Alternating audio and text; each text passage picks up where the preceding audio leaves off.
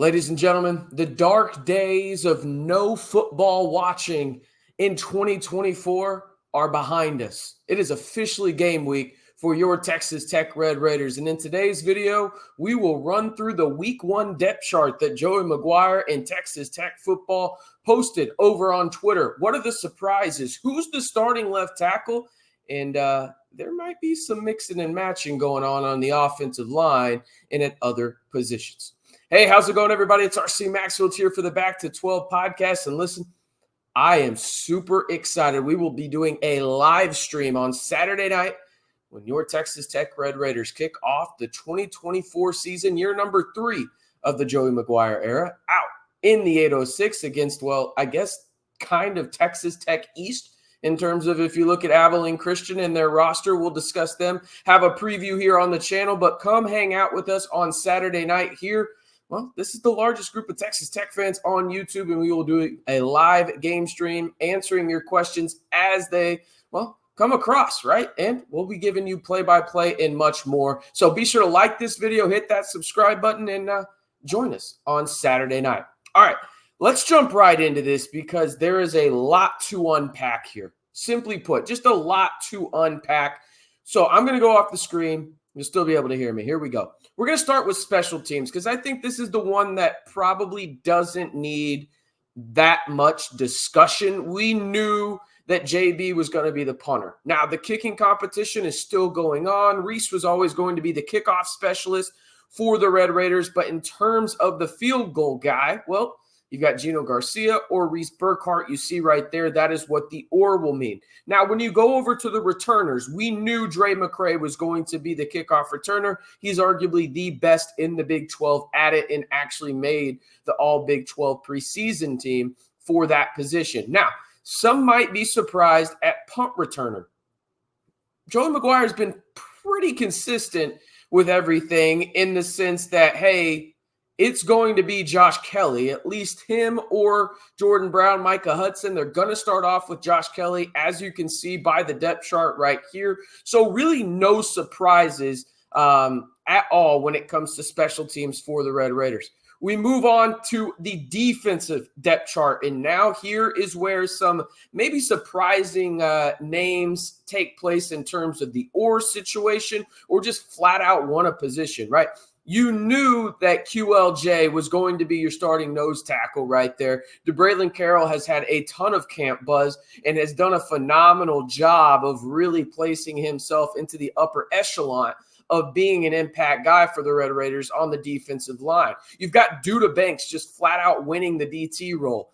That was interesting to me, considering that Jaden Cofield had arguably the best fall camp in terms of buzz and discussion by this Texas Tech staff. He is actually lined up fighting for the 2 spot at the DT alongside Trayvon McAlpine, another guy that had a very, very good year in the offseason. Now, we talked about him here on the channel just a couple days ago in terms of a potential gem of an edge rusher for Texas Tech, and Harvey Dyson III has indeed won a starting outside linebacker position, aka the edge spot for the Red Raiders, actually beating out the guy coming back from a knee injury in Isaac Smith. You've also got on the other side the guy that had an absolute lights-out bowl game against Cal and generated a ton of buzz, Amir Washington. So your 2 rushers in terms of off of the edge in week 1 for the Red Raiders will be Harvey Dyson III and Amir Washington. I like those guys quite a bit. They haven't gotten to prove a ton in a starter capacity, but I do indeed like their traits. Not much to discuss when it comes to the Will or Mike linebacker spots. You knew it was going to be Jacob Rodriguez and Ben Roberts, but you do like having that veteran experience behind Jacob Rodriguez and Bryce Ramirez, as well as John Curry over at the Mike linebacker backup. Now, you go to the secondary. That star position is still being fought for. right there in terms of who will start. Will it be number 1 or will it be number 7? A.J. McCarty, the Baylor transfer who did not play last year due to, well, not getting a waiver to play. He had to redshirt. He is battling out one of the most highly coveted and highly touted recruits in the secondary for Texas Tech in terms of the Joey McGuire era, and Brendan Jordan. This could really go down to the fact that they're going to play these guys a lot, and it's a 1A, 1B type situation where there's no true starter. It's just how do we feel in terms of going into each individual series. Now, you knew who was going to start on the outside when it came to the DB spots, specifically the corners. Braylon Lux, 0, and then you've got Mo Horn opposite of him with number 4. Chapman Lewis does indeed win the free safety spot alongside CJ Baskerville. Chapman Lewis has been one of the biggest talking points this offseason. I mean, truthfully, you think about what Chapman Lewis is trying to have to do from the standpoint of taking over a position where one of the most beloved Red Raiders in the past, decade, whatever you feel about Rabbit, right? He was a 3rd-round pick, and now you have a true sophomore going in and playing alongside CJ Baskerville. It's one of the reasons I am so excited about this Texas Tech secondary. They are young, but they have high recruiting pedigree. I'm talking a bunch of 4-stars out there, but there's also some very experienced players out there. CJ Baskerville, Braylon Lutz, A.J. McCarty. There are plenty of vets in that group to go along with this influx, really, of young, talented, athletic, speedy DBs that Joey McGuire and crew love. So looking at it again, you've got McCarty. You've got Brendan Jordan there still fighting out for the star spot. You got Jalen Peoples as well. There's the backup DB to Braylon Lux. But the big standout to me on defense in terms of who won a position battle was definitely Harvey Dyson III and Amir Washington. Amir Washington beating out Joseph Adedire, and then Harvey Dyson III beating out Isaac Smith. That's pretty big. Not to mention Duda Banks right next to Quincy Ledet Jr. I really like that combo right there, and just the depth that the Red Raiders have in terms of that defensive line in 2024. Now, let's move on over. This is probably what y'all were waiting for. Who the hell is starting on the offensive line in protecting Baron Morton in 2024? Here we go. The offensive depth chart for the Red Raiders in 2024. You've got Baron Morton and Cameron Brown as the QBs. You knew that already. You know what the RBs look like as well now. There is no more or. Cameron Valdez just flat out beat true freshman Cam Dickey right there for the RB2 spot. You look at the Z receiver. Interesting a little bit for the sheer standpoint. If you got Josh Kelly, we knew he was going to win it out in terms of that starting spot.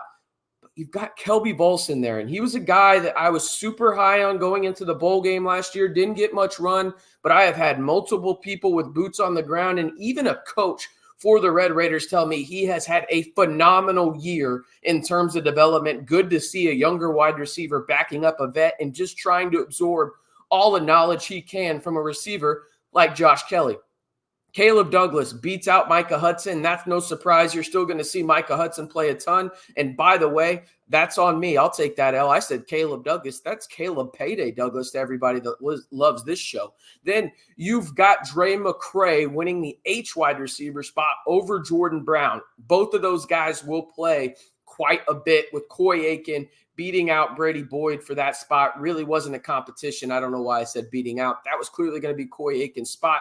But you look at that, and you got Kelly, Payday, Micah, Dre, Jordan, Coy, and then you've got some of those younger guys with an experienced vet as well, and Brady Boyd in your wide receiver room looks a hell of a lot better than it did in 2023. Now at tight end, I thought this was a little interesting. Mason Tharp is listed as the flat-out starter, and then you have the two highly touted transfers at tight end in Jalen Conyers and John Carlos Miller, the second, with an or there.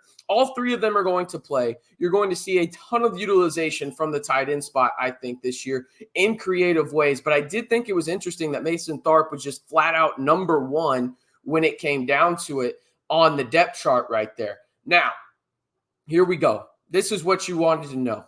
The offensive line. Left tackle, Sterling Porcher wanted out. Remember, he started fall camp with a hamstring injury. There was a lot of Dalton Merriman buzz, and he was one of the most really developed players through this offseason, according to Texas Tech coaches. But instead is the Middle Tennessee State transfer offensive lineman Sterling Porcher. I said Porcher earlier. My apologies. It's Sterling Porcher at left tackle. You knew Vinny Scurry was going to be the left guard for the Red Raiders. That was a foregone conclusion. He has the potential to be one of the best interior offensive linemen in the Big 12. That's not hyping anybody up. Just go look at his tape. He's an absolute mauler and will have a ton of pancakes both on the field and probably off of it. It's solid, but I prefer waffles. Anyway, you see Dylan Shaw. And another one there that's super interesting is Holton Hendricks, the 4-star freshman from right there in Lubbock. He has been one of the biggest surprises in the sense of he did not go through spring. He came into this team in the summer aspect of things. That's how great he has been in terms of the summer going into fall camp. He is now listed on the 2 deep. That's big time stuff for the Lubbock native. Sheridan Wilson, we knew he was going to be the starter at center after really, the first week of camp. And now this is where things get interesting. From the right guard and right tackle perspective, all off season long, I have said that Ty Buchanan was going to be the starting right tackle. It seems like this may change now because we've got a couple of oars on the right side of the offensive line here. Davon Carter, the Memphis transfer, one of the most highly touted interior offensive linemen, alongside Vinny Scurry in this past portal cycle, is in a battle for the right guard spot alongside Caleb Rogers. Remember, Caleb Rogers actually came back to the 806 because NFL teams wanted to see him play on the interior. But if Texas Tech has to play him on the outside because he's clearly better in terms of Ty Buchanan and the best option on the interior is Davon Carter, you got to do what you got to do, right? But looking at that, in my opinion, right, I think going into week 1 now, from left to right, I think there's a real possibility here that you have 3 transfers starting on the offensive line if you're Texas Tech, and 4 new guys. The only returning guy that started significant games last year could be Caleb Rogers. If you go from left to right, there is a real possibility, according to that depth chart, I'll put it back up here in just a second, that you have Porcher at left tackle, transfer. Vinny Scurry at left guard, transfer. Sheridan Wilson, his first year as a starter right there. So a newcomer in a way in terms of the starting 5 on the offensive line. That's 3 new guys right there, although Sheridan Wilson has been in the program. You got Davon Carter potentially at right guard, another transfer, and then Caleb Rogers or Ty Buchanan at right tackle. And I truly do believe this, okay? If Davon Carter starts at right guard, I think Caleb Rogers starts at right tackle. I think that that's just clearly how it goes, okay?